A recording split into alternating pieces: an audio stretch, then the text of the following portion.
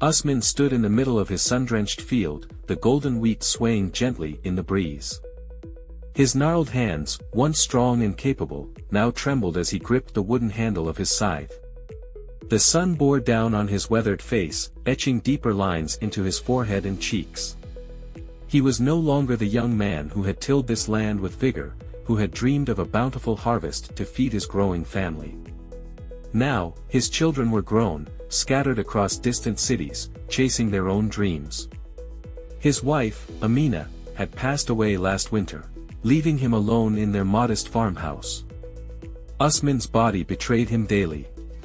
His knees creaked when he bent to tie his shoelaces, and his back protested when he lifted the water bucket from the well. The doctor had warned him about his heart, but how could he rest when the land demanded his attention? His neighbor, Rashid, had offered to help. "Usman," he'd said, wiping sweat from his brow, "let me take care of the fields. You've worked hard all your life. It's time to rest." But Usman shook his head. "This land is my life," he replied. "It's all I know."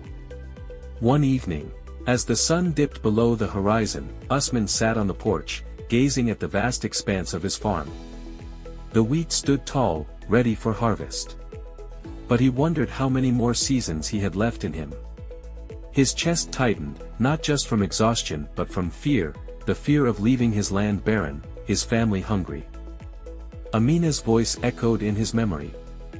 "Usman," she'd said, her eyes soft, "our children will remember you not for the crops you grew but for the love you sowed.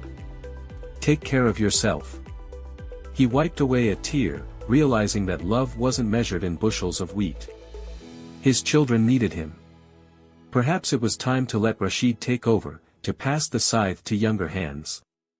The next morning, Usman walked to Rashid's house. The younger man greeted him with a smile, sensing the decision etched on Usman's face. "Rashid," Usman said, "the time has come. I'll teach you the rhythm of this land, the way it breathes, the secrets it whispers. Promise me you'll care for it as I have." Rashid nodded solemnly. "I will, Usman. Your legacy will live on." And so, Usman stepped back, watching as Rashid swung the scythe, cutting the wheat with precision. His heart swelled with a mix of relief and sadness.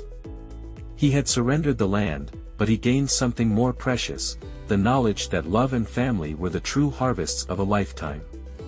As the sun dipped low, casting long shadows across the field, Usman walked away. His steps were slower now, but his heart felt lighter. He would sit on the porch, watch the sunset, and share stories with his grandchildren. The wheat would grow, and so would the memories, the legacy of a man who had learned that life's true sustenance lay not in grain but in love.